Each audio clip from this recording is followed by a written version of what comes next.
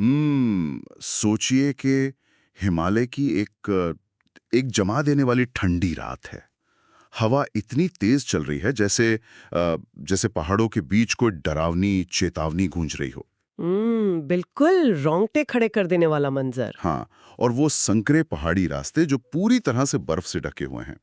आसमान मतलब पहले से कहीं ज्यादा काला नजर आ रहा है, और इन सब के बीच उन विशाल और डरावने पहाड़ों के बिल्कुल सीने पर केदारनाथ मंदिर बिल्कुल खामोश और अडिग खड़ा है। सही कहा। तो आज की इस गहरी चर्चा में हम जिन स्रोत सामग्रियों का विश्लेषण कर रहे हैं, वो इसी जगह के रहस्य को खोलने की कोशिश करते हैं। ये सिर्फ किसी पुरानी इमारत की बात नहीं है। ये समझने की कोशिश है कि कैसे कुछ स्थान विज्ञान और आस्था की बिल्कुल सीमा पर आके खड़े हो जाते हैं। और मैं बता दूं कि इस स्रोत सामग्री में इस पूरे अनुभव को एक बहुत ही दिलचस्प नजरिए से पेश किया गया है। कहानी में अर्जुन नाम का एक युवा यात्री है। हाँ, अर्जुन। बिल्कुल।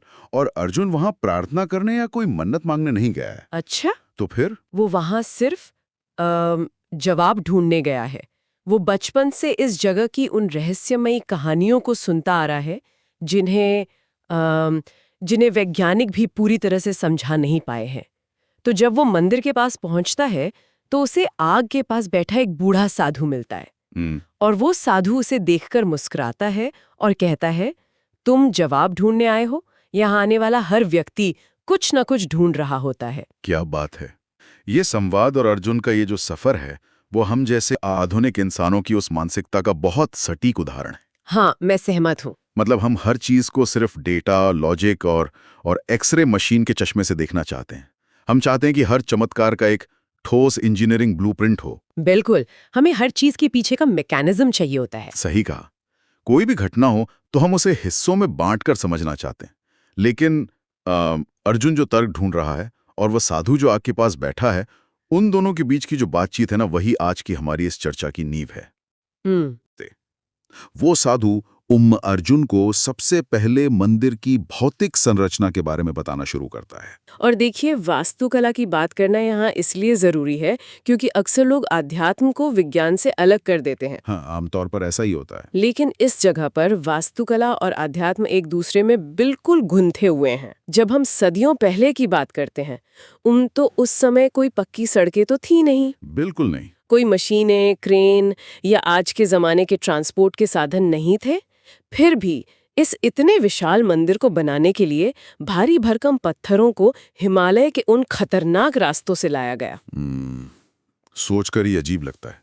और हर एक पत्थर इतना विशाल है कि आज की सबसे उन्नत तकनीक वाली क्रेनें भी उस ऊंचाई और उस कम ऑक्सीजन वाले वातावरण में उन्हें उठाने में हांफने लगेंगी। साथ तकनीक हमेशा आगे ही बढ़ती है ना। हाँ, हम प्रोग्रेस को एक सीधी लाइन मानते हैं। बिल्कुल।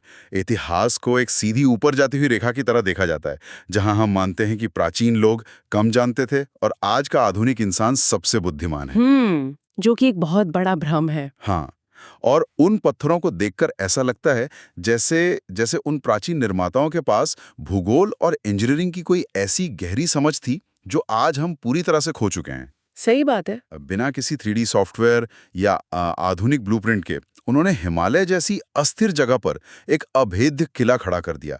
मुझे बस ये समझना है कि बिना किसी सीमेंट या गारे के ये ढांचा इतने सारे भूकंपों और सदियों की बर्फबारी के बाद भी कैसे टिका हुआ है। तो इसके पीछे का विज्ञान बहुत ही अनंत है।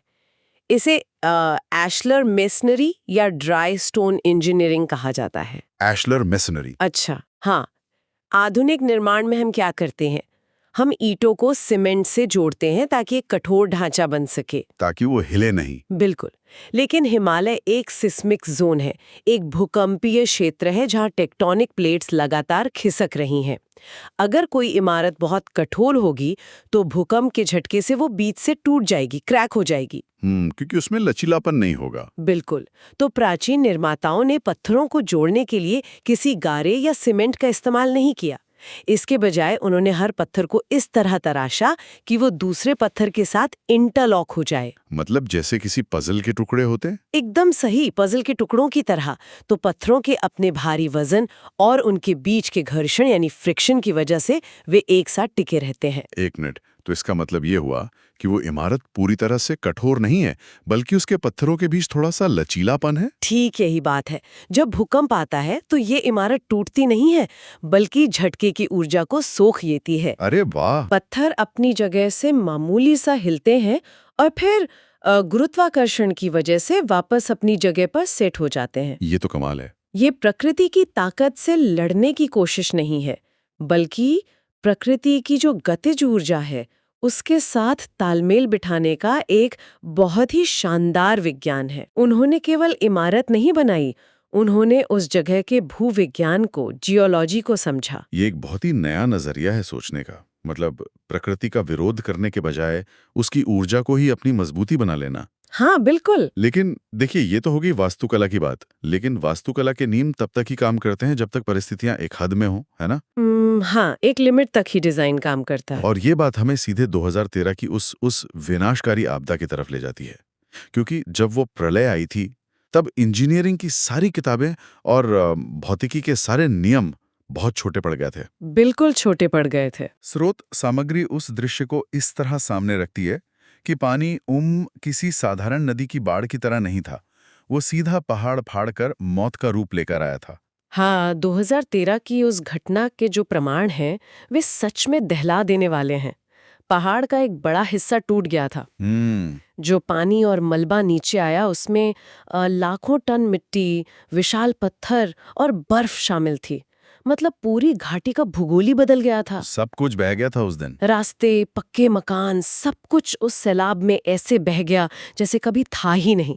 लेकिन जब पानी का वेग शांत हुआ और अगली सुबह की धुंध छंटी, तो पूरी तरह से तबाह हो चुकी उस घाटी के बीचों बीच केदारनाथ का मंदिर खरोंच तक खाए बिना खड़ा था। और सबसे हैरानी की बात तो ये है कि इस बार मंदिर को किसी इंजीनियरिंग ने नहीं बचाया था। हाँ, इस बार कुछ और ही हुआ था। मंदिर के ठीक पीछे एक बहुत विशालकाय चट्टान आकर रुक गई थी, जिसे बाद में लोगों ने रक्षक शिला का नाम दिया है ना। जी, गार्डियन बोल्डर। विज्ञान कहता है कि इस चट्टान ने एक वेज या कहें एक त्रिकोण का काम किया।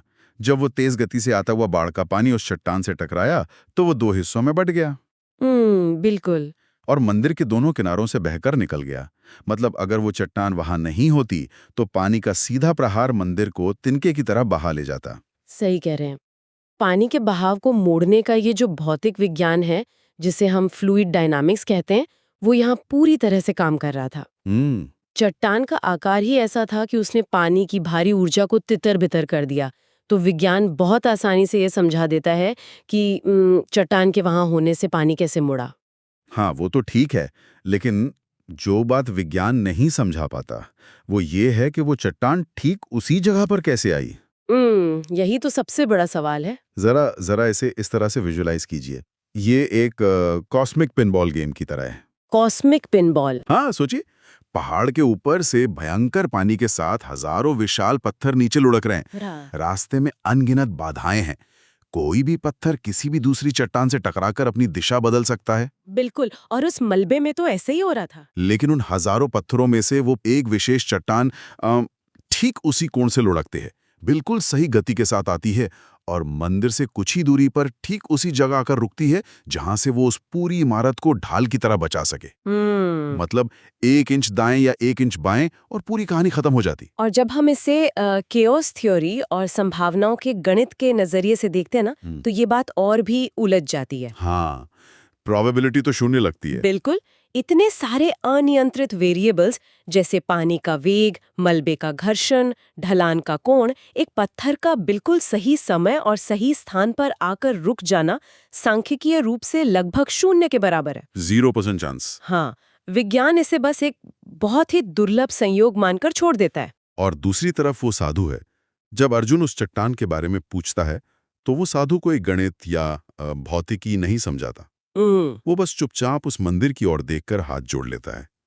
मतलब एक इंसान के लिए जो संयोग है, दूसरे के लिए वो चमत्कार है। सही कहा।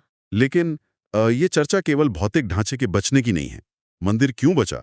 ये सवाल हमें उस सबसे गहरे पहलू की ओर ले जाता है जो इंसानी भावनाओं से जुड़ा है।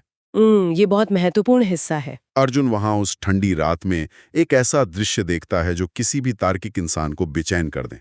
शून्य से नीचे का तापमान है, हड्डियां गला देने वाली ठंड है और तीर्थयात्री बर्फ पर नंगे पैर चल रहे हैं। हाँ, बिना जूतों के। कुछ की आंखों से आंसू बह रहे हैं, कुछ बस आंखें बंद किए शांति से खड़े हैं। ये इंसानी व्यवहार बहुत ही ध्यान खींचने वाला है।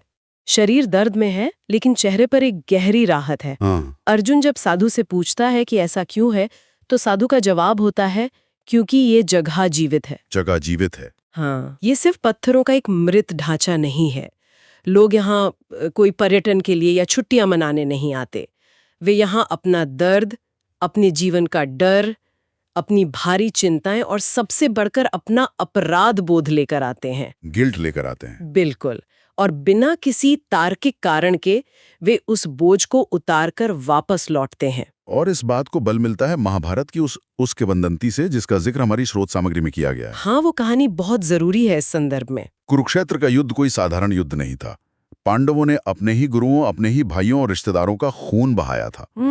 युद्ध जीतने के बाद भी उनके भीतर जीत की खुशी नहीं थी, बल्कि एक बहुत गहरा अंधकारमय अपराध बोध था।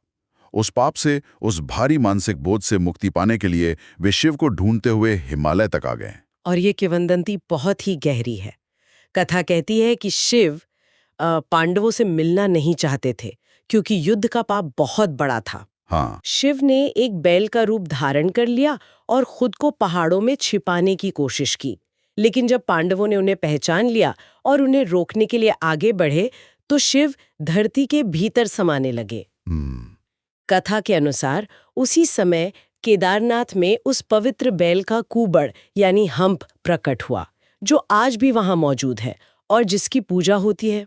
तो अगर हम इसे अर्जुन के चश्मे से देखें, मतलब एक ऐसा दिमाग जो सिर्फ डेटा और मनोविज्ञान को समझता है, तो क्या ये पूरी कथा असल में एक साइकोलॉजिकल रिलीज वॉल्व की तरह काम नहीं कर रही है? साइकोलॉजिकल रिलीज वॉल्व, हाँ, आप इसे ऐसा कह सकते हैं। क्योंकि इंसान का दिमाग कई बार अपने ही अपराध बोध और ट्रॉमा को अकेले नहीं संभाल पाता। बिल्कुल नहीं संभाल पाता। उसे एक ऐसी जगह, एक ऐसे भौतिक प्रतीक की जरूरत होती है जहां वो उस बोझ को रख सके। जब लोग यहाँ आते हैं और सुनते हैं कि इतने महान योद्धाओं को भी अपने पापों से मुक्ति पाने के लिए इस जगह पर आना पड़ा था, तो उन्हें अपनी खुद की गलतियों से उभरने का एक ढांचा मिल जाता है ना। बहुत सही पॉइंट है ये। क्या ये विशाल पहाड़ और ये दुर्गम यात्रा असल में एक मानसिक इलाज का तरीका है? देखिए, आधुनिक मनोविज्ञान इस विचार का बहुत समर्थन करता है। जब कोई इंसान शारीरिक कष्ट सहकर मीलों की दुर्गम यात्रा करके किसी गंतव्य तक पहुंचता है, तो वो यात्रा उसके भीतर के मानसिक संघर्ष का एक भौतिक रूप बन जाती है। मतलब अंदर के दर्द को बाहर निकालना। बिल्कुल। वो पसीना, वो ठंड, वो दर्द, ये सब उस आंतरिक बोझ को बाहर निकालने का एक माध्यम है। इसे मनोविज्ञान में हम कॉग्निटिव फ्रेमिंग कह सकते हैं। कॉग्निटिव फ्रेमिंग, अच्छा। मिथक और कहानियां इंसानी दिमाग को ये स्वीकार करने की अनुमति देती हैं कि अब उन्हें खुद को माफ कर देना चाहिए। इसलिए जब वे मंदिर की घंटी बजाते हैं, तो वो केवल एक धार्मिक अनुष्ठान नहीं होता, वो उनके मन में चल रहे लंबे युद्ध का अंत होता है। ये बात तो सब कुछ समेट लेती है। जैसे जैसे हिमालय की वो रात और गहरी होती है, आसमान से धीरे धीरे बर्फ गिरने लगती है। अर्जुन जो अपने सारे सवालों और अपने उस आधुनिक एक्सरे मशीन वाले दिमाग के साथ वहां आया था, वो आखिरी बार उस आग के पास बैठे साधु की तरफ मुड़ता है और वो पूछता है, तो सच क्या है? क्या ये मंदिर का बचना और ये सब कुछ सिर्फ एक वैज्ञानिक घटना है या कोई चमत्कार? और उस बूढ़े साधु का जवाब इस पूरी चर्चा का, या कहें उस पूरी रात का सबसे महत्वपूर्ण हिस्सा है। बिल्कुल। वो मुस्कुराकर कहता है, विज्ञान बताता है कि चीजें कैसे होती हैं, लेकिन आस्था बताती है कि वे क्यों बची रहती हैं। कमाल की बात है। विज्ञान हमें जरूर समझा सकता है कि वास्तुकला का घर्षण कैसे काम करता है या चट्टान ने पानी का वेग कैसे कम किया। हाँ। लेकिन विज्ञान हमें ये नहीं बता सकता कि इंसान को उस मंदिर की जरूरत क्यों है। विज्ञान बताता है कि चीजें कैसे होती हैं, लेकिन आस्था बताती है कि वो क्यों बची रहती हैं। ये विचार अपने आप में बहुत शक्तिशाली है, बहुत गहरा है। आज की दुनिया में जहां इंसान हर सवाल का जवाब तुरंत इंटरनेट पर ढूंढ लेना चाहता है, जहां हर भावना को डेटा और न्यूरोकेमिकल्स में बांट कर देखा जाता है, वहां सूचनाओं के इस भारी बोझ, इस इंफॉर्मेशन ओवरलोड से बाहर निकलना बहुत जरूरी हो गया है। हाँ, हम सब उस ओवरलोड के शिकार हैं। कभी कभी चीजों को पूरी तरह समझे बिना, केवल उनके सामने खड़े होकर उन्हें महसूस कर लेने में जो शांति है वो किसी भी डेटा में नहीं मिल सकती है ना। बिल्कुल नहीं मिल सकती। उस रात मंदिर की अंतहीन घंटियों की आवाज के बीच अर्जुन को यह समझ आ जाता है कि कुछ रहस्य सुलझाने के लिए नहीं, बस उनका अनुभव करने के लिए होते हैं। और ये आधुनिक समाज के लिए एक बहुत बड़ी सीख है। हमें लगता है कि अगर हम किसी चीज का मैकेनिज्म समझ लें तो हम उस पर नियंत्रण पा लेंगे, लेकिन प्रकृति और मानवीय भावनाएं किसी नियंत्रण में नहीं रहती। बिल्कुल। और इस चर्चा के अंत में ये पूरी स्रोत सामग्री एक ऐसे विचार की तरफ धकेलती है जो बहुत ही नया और बहुत गहरा है। अच्छा, वो क्या? हमने देखा कि कैसे सदियों से लोग अपना दर्द, अपना डर और अपना भारी अपराध बोध लेकर यहाँ आते हैं और हल्का महसूस करके लौटते हैं। हाँ। तो सोचने वाली बात यह है कि क्या भौतिक स्थानों में कोई भावनात्मक स्मृति, कोई इमोशनल मेमोरी बस जाती है? ये तो बहुत ही दिलचस्प विचार है। जरा विचार कीजिए, अगर पिछले 1000 सालों से लाखों करोड़ों लोग अपनी सबसे गहरी पीड़ा, अपनी सबसे सच्ची प्रार्थनाएं और अपने आंसू इस एक जगह के पत्थरों पर छोड़कर जा रहे हैं, तो क्या यह संभव है कि वहां पहुंचते ही जो असीम शांति महसूस होती है वो सिर्फ उन पहाड़ों की ऊंचाई या हवा के दबाव की वजह से नहीं है? ये मनोविज्ञान और क्वांटम विचारों के बिल्कुल किनारे पर खड़ी बात है। क्या भावनाएं किसी भौतिक वातावरण को बदल सकती हैं? यही वो सवाल है। क्या ये संभव है कि वो शांति असल में उन अनगिनत लोगों की छोड़ी हुई ऊर्जा है जो सदियों से वहां अपना भारी मानसिक बोझ उतार कर गए हों? जैसे वो जगह ऊर्जा को सोख रही हो। बिल्कुल। जैसे वो मंदिर सिर्फ इंसानों को नहीं बल्कि उनकी भावनाओं को भी सोख रहा हो। हम अक्सर हर चीज का एक्सरे करना चाहते हैं, हर खराबी का तार्किक कारण ढूंढना चाहते हैं। हाँ, आधुनिक दिमाग की यही फितरत है। लेकिन जब बर्फीली हवाओं के बीच उस खामोश मंदिर के सामने खड़े होते हैं तो एक्सरे मशीन काम नहीं करती। वहां केवल एक अनुभव बचता है जो भीतर के सारे शोर को शांत कर देता है। बिल्कुल। और शायद एक इंसान को जीवन में इसी अनुभव की सबसे ज्यादा तलाश होती है। आज की इस चर्चा में बस इतना ही। सुनने वाले इस गहरे विचार पर मनन करते रहें।